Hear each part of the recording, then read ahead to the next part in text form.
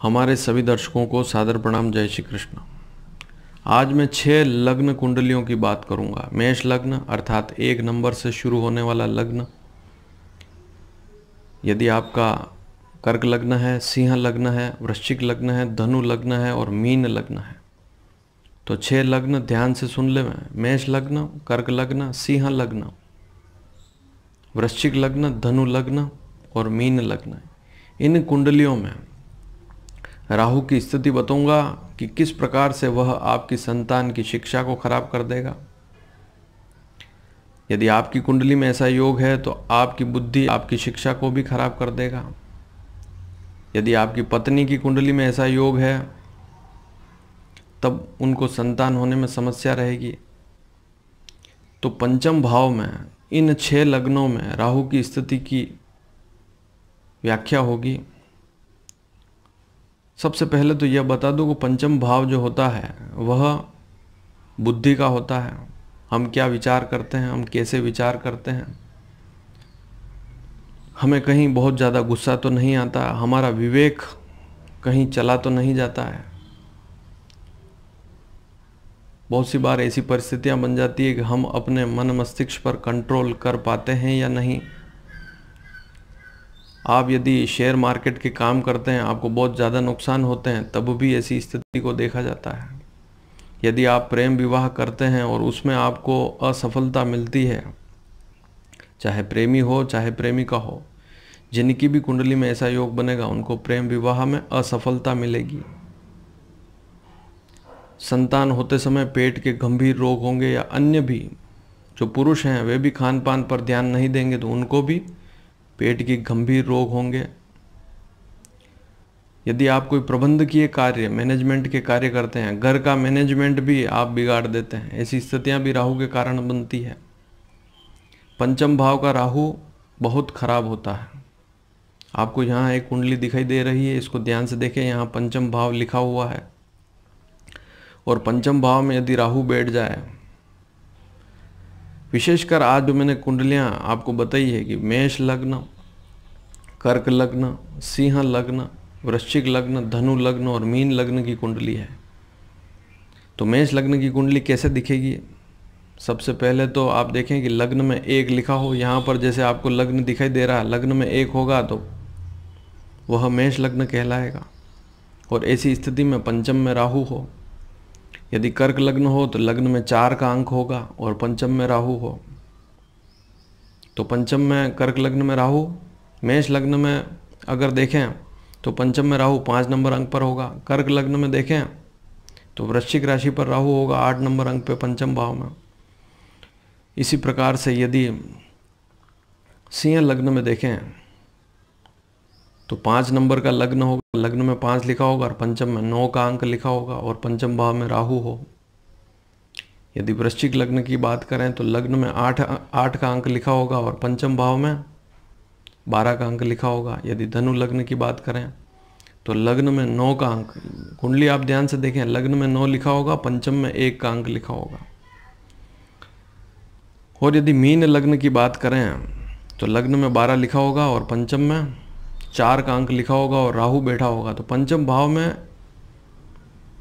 अब आप समझ लें कि पंचम भाव में आपकी कुंडली में पंचम भाव में राहु 1 नंबर, 4 नंबर, ध्यान से सुने, पंचम भाव में आपकी कुंडली में ध्यान से देखें इस कुंडली को। पंचम भाव में 5वें भाव में यदि राहु बैठा हुआ है और वहाँ पर 1, 4, 5, 8, 9 और 12 इन 6 अंक में से कोई अंक लिखा हुआ है तो स्थिति बहुत गंभीर होने वाली है। शिक्षा में भी समस्याएं आने वाली है, स्वभाव में भी जिद्दीपन आने वाला है, मानसिक स्थितियां खराब होने वाली है, पेट के गंभीर रोग होने वाले हैं। इसके साथ ही महिलाएं हैं तो उनको संतान होने में बड़ी कठिनाई होती है। शिक्षा में बार बार बदलाव होते हैं। प्रेम विवाह करते हैं या प्रेम विवाह का सोच रहे हैं लेकिन वह सक्सेस नहीं हो पाता। प्रेमी या प्रेमिका धोखा दे देते हैं। विवेक की कमी हो जाती है। विद्या अध्ययन के क्षेत्र में बहुत कठिनाई आती है। मान लीजिए पंचम भाव में 1 का अंक लिखा हुआ है, 1 का अंक, ऐसी स्थिति में सिंह लग्न हो, धनु लग्न होगा। धनु लग्न की कुंडली में पंचम भाव में राहु बैठा हुआ 1 नंबर पर, ऐसी स्थिति में संतान से कष्ट मिलना, स्वभाव भी रूखा हो जाता है, मस्तिष्क में बहुत चिंताएं रहती है। यदि पंचम भाव में 4 का अंक लिखा हुआ है, मीन लग्न है, 12 नंबर की कुंडली है, पंचम में 4 का अंक लिखा हुआ और 4 नंबर अंक पर राहु बैठा हुआ है, तो मन अशांत रहेगा, पारिवारिक समस्याएं रहेगी, चिंताएं बढ़ जाएगी। दूसरी सारी बातें तो है ही, लेकिन यह स्थिति ज़्यादा गंभीर हो जाती है। यदि पंचम भाव में 8 का अंक है, लग्न में 4 होगा, पंचम में 8 होगा, ऐसी स्थिति में शिक्षा बुद्धि में कमजोरी आएगी, जिद्दी स्वभाव हो जाएगा, देरी से संतान होगी, संतान बहुत देरी से होगी। पंचम भाव में 8 का अंक है तो वैसे भी संतान देरी से होती है। पंचम भाव में 5 का अंक लिखा है, मेष लग्न की कुंडली है, ऐसी स्थिति में भी शिक्षा में कमजोरी, संतान से समस्या, झंझटों में पड़ जाता है व्यक्ति, व्यर्थ, पेट के रोग हो जाते हैं। तो ये सारी स्थितियां आपको समझनी होती। पंचम भाव में 9 का अंक लिखा हुआ है, ध्यान से देखिए, पंचम भाव है, वहाँ पर 9 का अंक है और राहु बैठा हुआ है, ऐसी स्थिति में लग्न में 5 होगा तो यहाँ पर भी संतान में कष्ट, संतान होते समय कष्ट, संतान संबंधी चिंताएं, विद्या में अपूर्ण। 9 नंबर का अंक हो और पंचम में राहु हो तो व्यक्ति बहुत सी बार देखा है कि शिक्षा ही ग्रहण नहीं करता, पढ़ता ही नहीं, अयोग्य हो जाता है, योग्यता में कमी हो जाती है। और यदि पंचम भाव में 12 का अंक लिखा हुआ है, लग्न में 8 का अंक है, ऐसी स्थिति में भी विद्या में कठिनाई आती है, संतान संबंधी बहुत चिंताएं होती है, मस्तिष्क में भी गंभीर विचार आते हैं, बहुत उल्टे सीधे विचार आते हैं, चिंताएं आती है, चिंताएं बढ़ जाती है। तो 5वां भाव जो है कुंडली का 5वां भाव, इसको ध्यान से देख ले।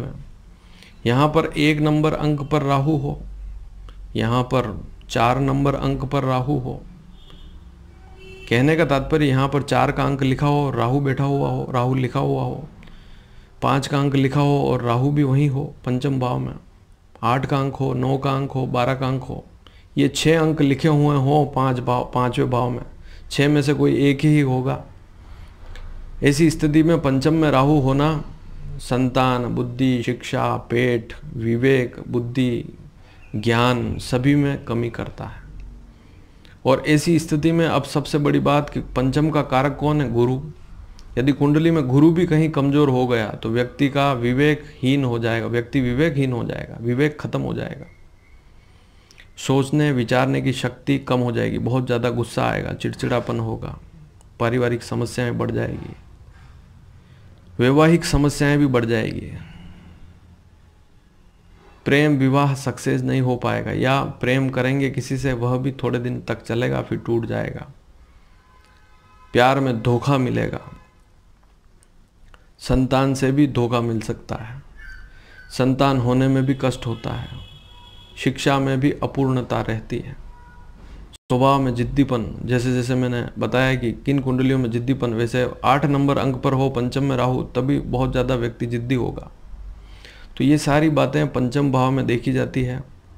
पंचम भाव में राहु, वापस सुन ले, 1, 4, 5, 8, 9, 12 इन अंकों पर लिखा हुआ है तो यह स्थिति बहुत गंभीर हो जाती है। और ऐसी स्थिति में उपाय क्या करें?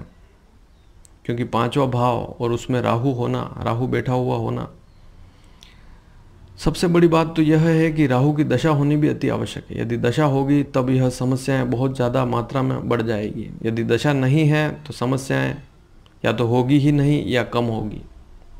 तो इस बात को भी समझें। उपाय क्या करें? सुंदरकांड, बजरंग बाण, हनुमान चालीसा का नियमित पाठ करें। जो भी आपकी इच्छा हो इनमें से, चाहे सुंदरकांड करें, चाहे हनुमान चालीसा करें, चाहे बजरंग बाण करें, या हनुमान गायत्री भी कर सकते हैं। ओम श्री रामदूताय विद्महे कपिराजाय धीमहि तन्नो हनुमान प्रचोदयात, ओम हूम फट। इस हनुमान गायत्री को मैं यहाँ डिस्क्रिप्शन में भी लिख दूंगा। तो इसको करने से भी बहुत श्रेष्ठ लाभ मिलते हैं। सुंदर मंत्र है, गायत्री है, हनुमान गायत्री बोलते हैं। इसका पाठ करेंगे आपको बहुत शिक्षा में भी लाभ मिलेगा। और बाजार का भोजन तो ऐसे लोगों को करना ही नहीं चाहिए। खान पान पर विशेष ध्यान देना होगा। किसी के प्रेम में पड़ते हैं तब भी समस्याएं उत्पन्न होगी। तो प्रेमियों के लिए तो यहाँ खतरा ही है। पंचम में राहु धोखा देने वाला होगा, जब भी दशा में आएगा नुकसान देगा। संतान होने वाली है तो ऐसी महिलाओं को जिनके पंचम में इस प्रकार का राहु है वे सावधान हो जाएं।